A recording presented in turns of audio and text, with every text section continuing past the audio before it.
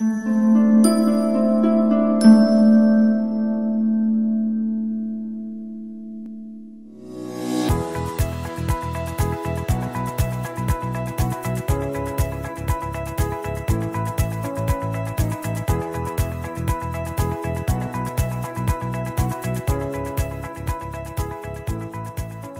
story can only happen in America, not anywhere else. I was not born with a silver spoon. I grew up in a middle-class family. I always had the desire and the drive and the discipline to willing to take a risk in becoming an entrepreneur and surround myself with the smartest people I can find who share my vision and values. I always believe that if you work hard, if you try to aim high, you will be successful.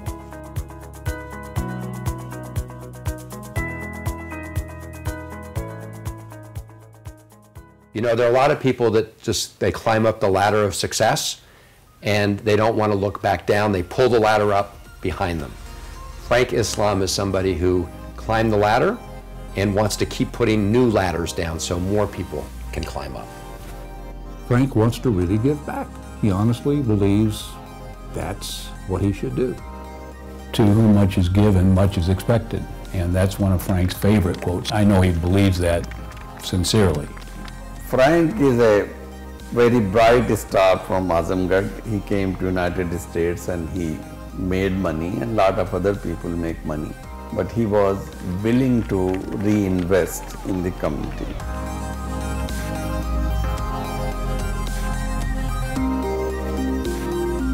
None is a greater servant of all humanity, of every people, every faith, every religion, every race, every ethnicity. None is a greater servant than Frank Islam.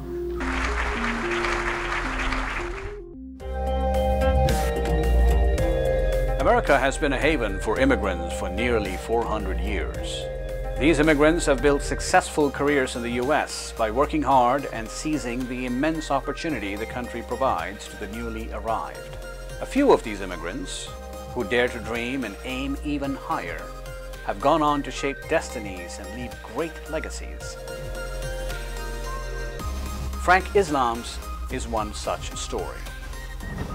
From the dusty roads of Azamgarh to a wealthy neighborhood in Potomac, Maryland, Islam's journey is one that inspires people. Islam's journey has three distinct phases: the developing phase, the doing phase, and the giving back phase.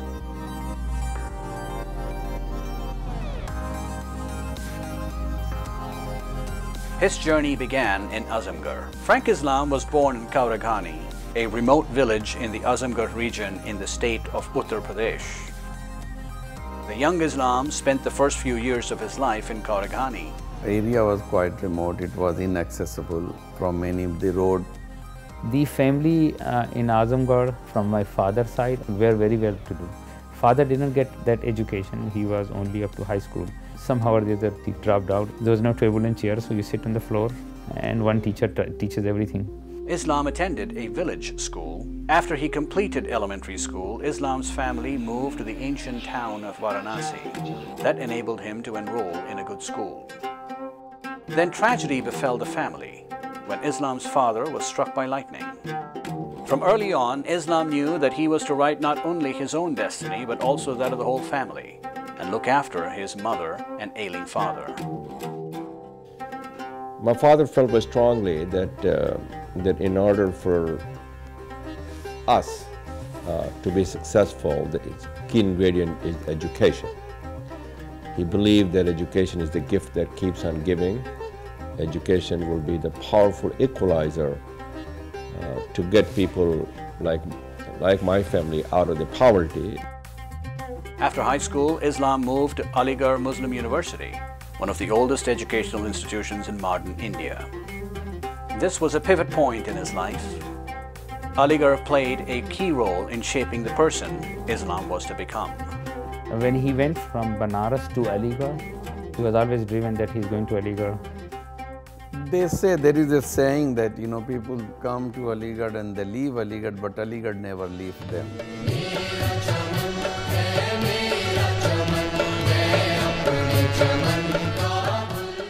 Aligarh provided me with an excellent education. It put the basic building blocks in place for success on their journey. More importantly, instilled the core values that I've adhered to throughout my adult life. While at Aligarh in 1969, Islam met a visiting University of Colorado mathematician, Wolfgang Thron, who invited him to apply to his university. He did and was accepted.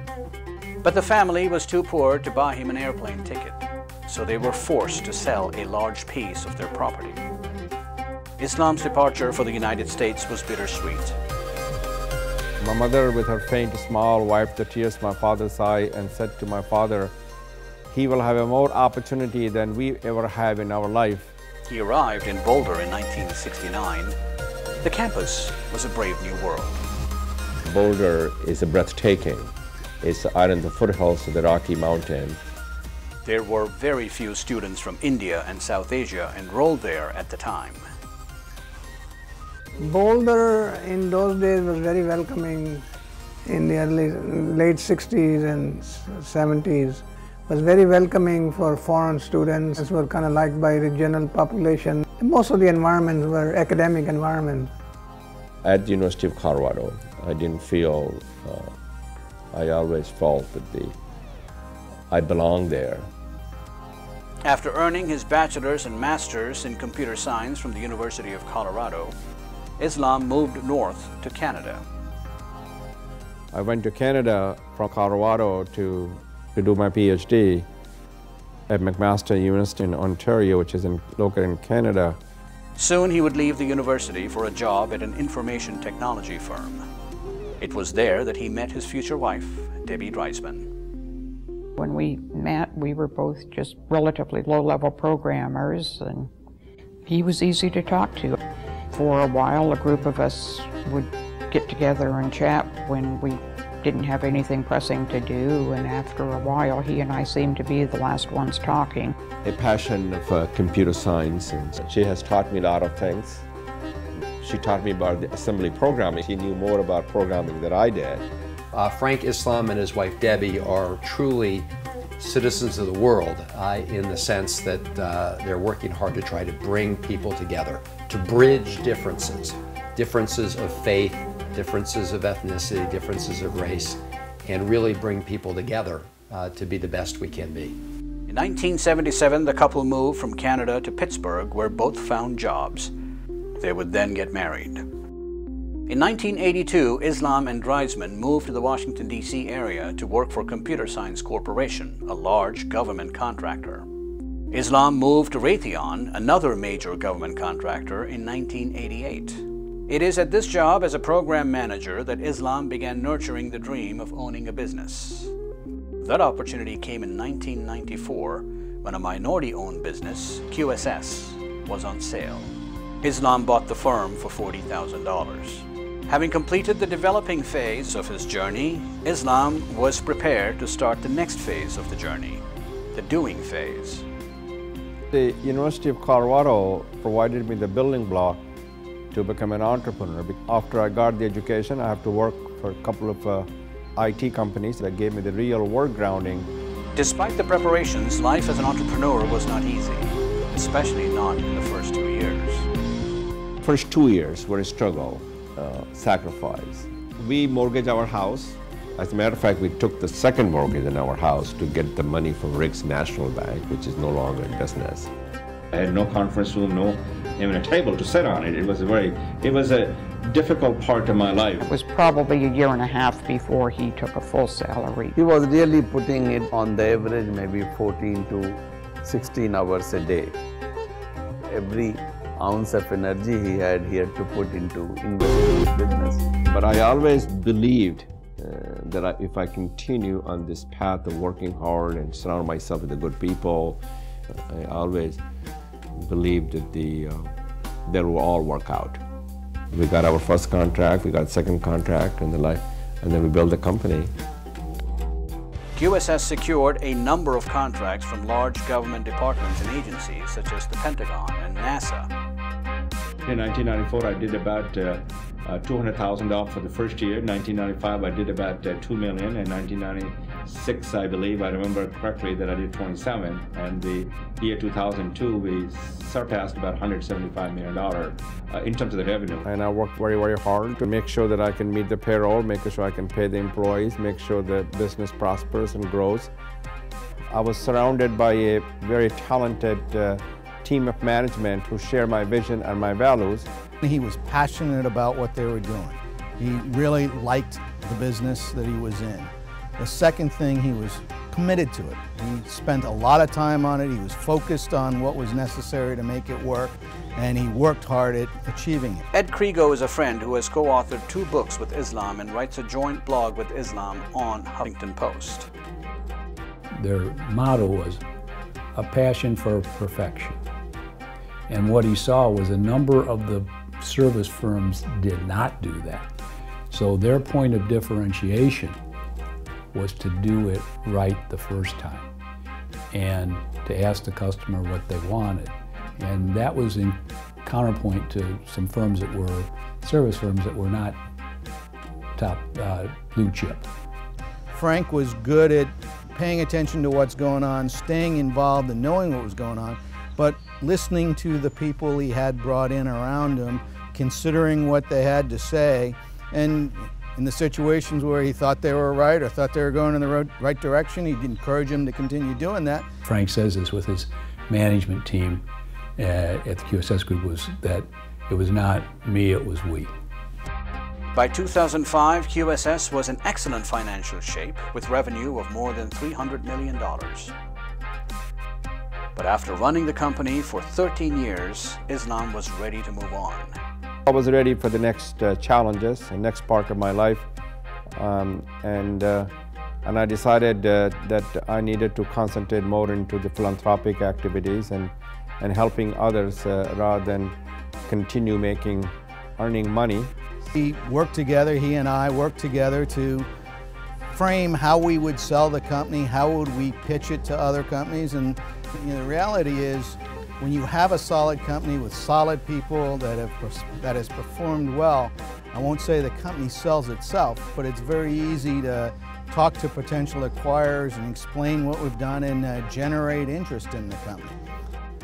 In 2006, the group was sold to Perot Systems, the business headed by billionaire Ross Perot, who had mounted a spirited third-party presidential run in 1992. He gave me the offer that I couldn't refuse. One of the first things Islam did was distribute a good chunk of the money to the men and women who helped him make the company hugely successful. Roughly $40 million was given to nearly 6 executives. Even after these disbursements, Islam was left with significant wealth. That investment of $45,000, I have to mortgage my house, it returned exponentially, the return on the investment was. I tell you what, there are a lot of people who work very hard and aim high, and they still cannot achieve the success. So I'm blessed, I'm uniquely blessed that the God has been good to all of us, to my family and to me. The sale of QSS marked the end of the doing phase in Islam's journey and signaled the beginning of the giving back phase. He and Dreisman set up a foundation to channel their philanthropic works. He also started to play an active role in the civic and political life of the community and the country. By selling the company gave us the financial independence. The idea is really to share, to give back to our country and a community that has been good to us. And also, the most important thing that I wanted to do is civic engagement and political engagement. Remember this, we can all enjoy Florida or Bahamas and Bermudas if we have the money and the wealth. But what good money and wealth is when you have not invested in others? The idea was always that if we do well, others should do well.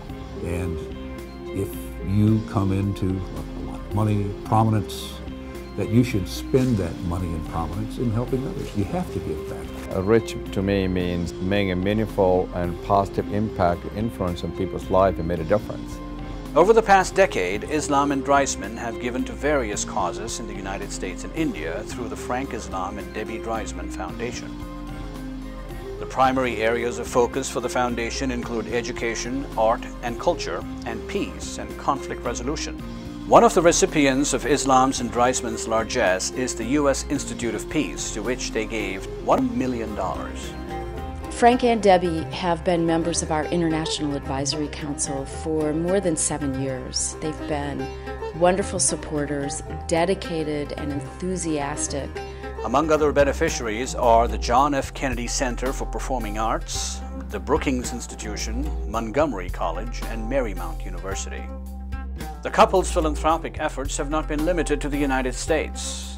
I think he looks at it as a duty. And in addition to a duty, I think he looks at it as a way of making an investment. And it's not just giving charity, it's making an investment in areas that, whether it's students, whether it's the arts, whether it's one of the areas where if you make that investment, you can make a difference. In 2016, they gave $2 million for the construction of the Frank and Debbie Islam Management Complex at Aligarh Muslim University, Islam's alma mater. This is a truly special occasion for me, the opportunity for me to be here to participate in this dedication of Frank and Debbie Islam Management Complex is one of the highlights of our lives.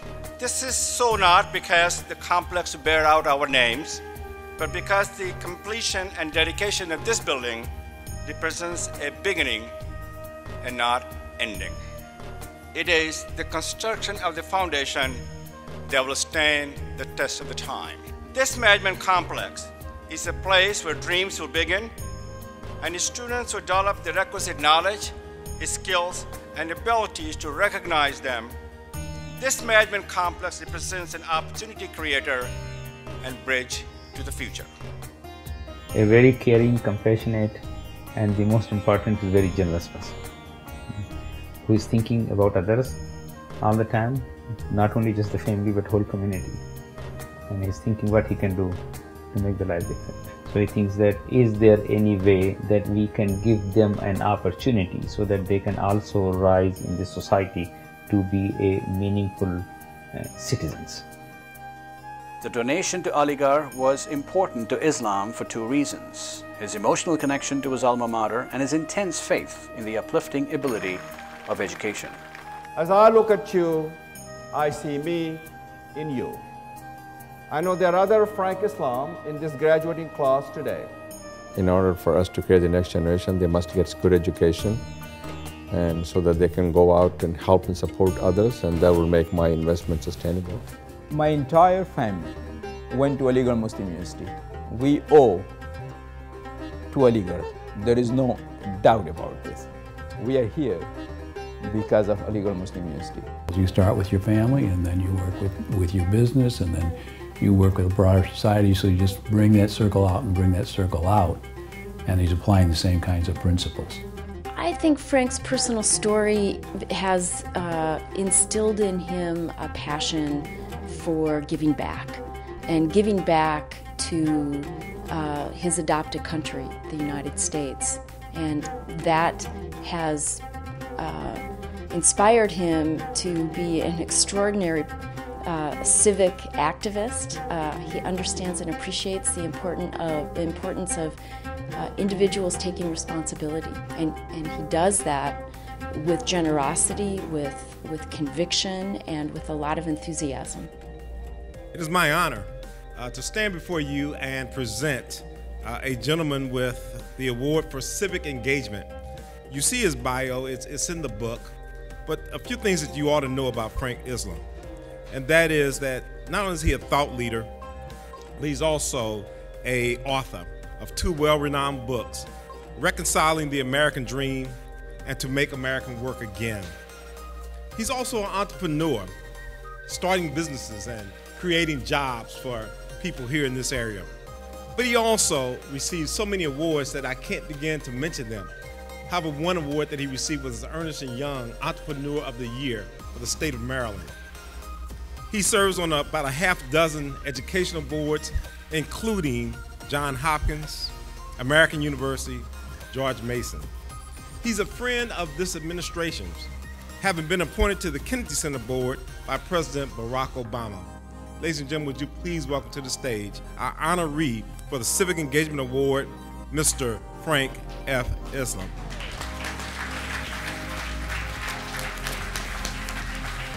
Besides philanthropy, Islam is also active in promoting political and civic engagement. He has positioned himself as a thought leader through his writings and speeches, co-authoring 2 books and blogging for the Huffington Post since 2010. In the past decade, he and his wife Debbie have also given generously to political candidates. We should all be involved in politics because the policy that is made by the politicians affects our life. It gives you the voice, and also it gives you a seat on the table. His aim in politics is to have a seat at the table. But he's got a lot of important things that he thinks need to be at least considered.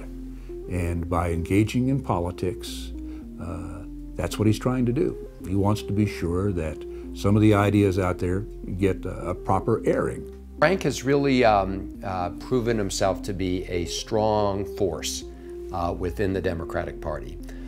He contributes lots of ideas to the debate, and because he was a successful entrepreneur, and he's a successful entrepreneur as a recent immigrant to the United States, he really can speak from the heart about what this country has to offer, and also speak about how it's so important to provide those opportunities to other people. All of us have done very well, and all of us should invest in others by giving them ladders of opportunity to succeed. Even though he's a Democrat, Islam has supported candidates on the Republican side as well.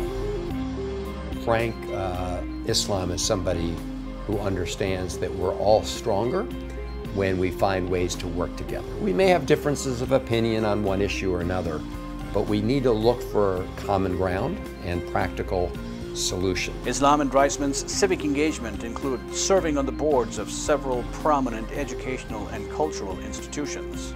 2 of the topics close to Islam's heart are bringing the United States and India closer and his commitment to Muslim issues. I am an American and I love my country, but I also love India. And America is an adopted country and India is the country where I was born.